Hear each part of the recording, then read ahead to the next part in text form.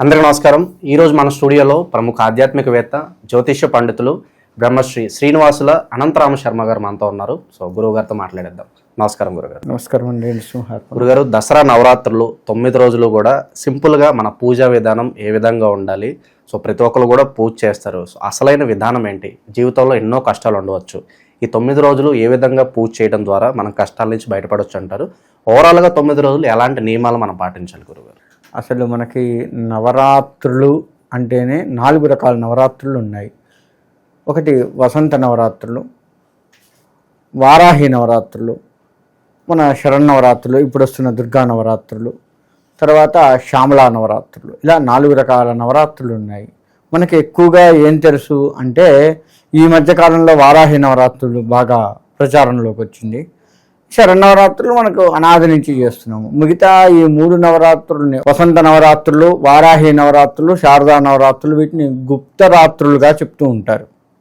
కాబట్టి ఇప్పుడు మనం మాట్లాడుకోవాల్సింది మన వసంత నవరాత్రులు ఇవన్నీ అయిపోయినాయి. వారాహి నవరాత్రులు కూడా అయిపోయినాయి. ఇప్పుడు శరన్నవరాత్రుల దగ్గరికి వచ్చాం. కాబట్టి ఈ శరన్నవరాత్రులు జరుపుకోవాల్సిన విధానం ఏంటంటే త్రిమూర్తి అంశగా చెప్తారు అమ్మవారిని. 3 శక్తులు కలిస్తే ఒక దుర్గాదేవి, మహాలక్ష్మి, మహాకాళి, మహాసరస్వతి. ఈ 3 అమ్మవార్లు కలిస్తే ఒక దుర్గాదేవి. కాబట్టి ఈ అమ్మవారిని కనుక అత్యంత భక్తి శ్రద్ధలతో కనుక ఎవరైతే జరుపుకుంటారో త్రికరణ శుద్ధిగా, ముందే చెప్తాను, మనస వాచ కర్మణ చేసే మనస్సు అమ్మవారి మీద పెట్టాలి. మాట్లాడే మాట సౌమ్యంగా ఉండాలి. కఠినమైనటువంటి మాటలు రావద్దు. ఈ మధ్యకాలంలో అవి ఎక్కువ అవుతున్నాయి. కర్మణ చేసే పని అమ్మవారి కోసమై అమ్మవారి ప్రీతిగా చేస్తూ ఉండాలి. ఇది మనసా వాచ కర్మణ అంటారు. ఇలా కనుక త్రికరణ శుద్ధిగా అమ్మవారి మీద కనుక మనస్సు పెట్టి కనుక చేయగలిగితే తప్పకుండా అమ్మవారు కరుణిస్తుంది అనడంలో ఎటువంటి సందేహం లేదు. ఇంకా మన నవరాత్రులు 9 రోజులు చేస్తాం. 9 రోజులు ఎందుకు చేస్తున్నాము అంటే మనకి నవవిధ భక్తి, శ్రవణం, కీర్తనం, విష్ణు స్మరణం, పాదసేవనం, వందనం, దాస్యం, సఖ్య, ఆత్మ నివేదనం అని చెప్పేసి 9 రకాల భక్తి ఉంది మనకి. చిట్ట చివరిది అమ్మవారిలో కలిసిపోవడం, ఆత్మ నివేదనం అంటే ఇంకా అమ్మవారే నేను, నేనే అమ్మవారు అన్నట్లుగా భావన వచ్చి ఈ ఐక్య సుఖాల నుంచి దూరంగా ఉండటమే చివరి ప్రయత్నం. అందుకని ఒక్కొక్క నవరాత్రి ఒక్కొక్క భక్తి స్థాయిని పెంచుకుంటూ ఉండాలి. మనకి 10 పూర్ణ సంఖ్య. 9 నవరాత్రులు అయిపోయిన 10వ రోజు మనం ఏం చేస్తామంటే పూర్ణాహుతి, అమ్మవారికి సంబంధించి ఏదైనా హోమం అది చేసుకొని అమ్మవారి ఉత్సవాలు ఘనంగా చేసుకుంటాం. పూర్ణంగా అయిపోయింది.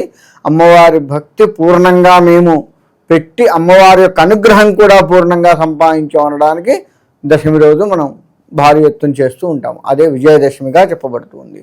ఈ 9 రోజులు దీక్షగా ఉండి, అంటే ఒక పూటే భోజనం చేయడము, కిందనే పడుకోవడము, ఎప్పుడూ కూడా అమ్మవారి నామస్మరణ చేస్తూ ఉండడము, ఈ భవానీ మాలలు ఇవన్నీ కూడా ఇప్పుడు వేస్తూ ఉంటారు. ఇలా అమ్మవారి యొక్క నామస్మరణలో అమ్మవారి ధ్యాసలోనే ఉంటూ ఉండాలి. కంకణం కట్టుకోవాలి. అలా ఉండాలి అంటే ముందు కంకణం కట్టుకోవాలి. అమ్మవారికి ఇలా చేయగలను అని చెప్పేసి మనం గణపతి పూజా పుణ్యాహచనం చేయించుకొని చక్కగా కంకణం కట్టుకొని ఆ కంకణము ఈ 10 రోజులు ఉండి తీరాల్సిందే. చేతికి కట్టుకునేటువంటి కంకణము 10 రోజులు ఉండాలి. అలా ఉండి చెప్పులు వేసుకోకుండా చాలా నియమనిష్టలతో అబద్ధాలు ఆడటం మనకు బాగా ఫ్యాషన్ అయింది. అటువంటి అబద్ధాలు కూడా ఆడకుండా అత్యంత భక్తి శ్రద్ధలతో ఇందాక నేను చెప్పినట్టు మనసా వాచ కర్మణ అమ్మవారి మీద ధ్యాస పెట్టుకొని చేస్తూ ఉండాలి. ఇక ఉతికిన బట్టలే కట్టుకోవాలి. మనం ఇవాళ ఏం చేస్తున్నాము అంటే ఈరోజు వేసుకున్నవి రేపు కూడా వేసుకుంటాం. అలా కాకుండా ఏ రోజుకు ఆ రోజు ఉతికిన బట్టలు కట్టుకోవడము, చక్కగా ఉదయము సాయంత్రము దీపారాధన చేస్తూ అమ్మవారికి సంబంధించి ఏదైనా స్తోత్రం మనకు వచ్చింది, అష్టోత్తరం కావచ్చు, సహస్రనామావళి కావచ్చు, ఏదైనా సరే అమ్మవారికి సంబంధించి ఏ స్తోత్రం, ఖడ్గమాల స్తోత్రము, ఏ స్తోత్రం చేసుకున్నా కానీ అమ్మవారికి ప్రీతిగా చెందుతుంది, అమ్మవారు అనుగ్రహిస్తుంది. కాబట్టి అలా అమ్మవారికి సంబంధించిన స్తోత్రం ఉదయం సాయంత్రం చేసుకుంటూ చక్కగా అమ్మవారి ధ్యాసలో కనుక ఉండగలిగితే తప్పకుండా అమ్మవారి అనుగ్రహం ఉంటుంది. అలా కాదు నా ఇష్టం వచ్చినట్టు డీజేలు పెట్టుకుంటాము. సినిమా పాటలు కూడా ఇప్పుడు వస్తున్నాయి. సినిమా పాటల స్టైల్లోనే భక్తి పాటలు వస్తున్నాయి. అట్లా పెట్టుకుంటాము, డాన్సులు వేస్తాము, ఈ వినాయక చవితికి చేసినట్లుగా ఇది కూడా ఎంజాయ్ చేయొచ్చు అనుకుంటే మాత్రం అమ్మవారి ఆగ్రహానికి లోనవుతారు. వినాయకుడు శాంతి స్వరూపం కాబట్టి ఏమంటలేదు, కానీ అమ్మవారు అలా కాదు. అమ్మవారి చేతులు, వినాయకుడి చేతులు ఏ ఆయుధము సరిగా లేదు, కానీ అమ్మవారి చేతులు ఆయుధాలు ఉన్నాయి. గుర్తుపెట్టుకోండి.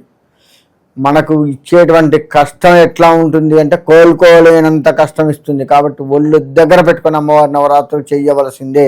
ఇది ఖచ్చితంగా చెప్తున్నాను, ఎవ్వరు ఏమన్నా అనుకోండి. అలా భక్తి శ్రద్ధలతో చేయాలి. రజోగుణ తమో గుణాలకు సంబంధించినటువంటి ఆహారాలని దూరం పెట్టాలి. అంటే ఉల్లిగడ్డ, ఎల్లిపాయ ఇటువంటివి. అన్నదానాలు చేస్తూ ఉన్నాం మనం. అన్నదానాల్లో బిర్యానీ పెట్టడం బాగా అలవాటైంది మనకి.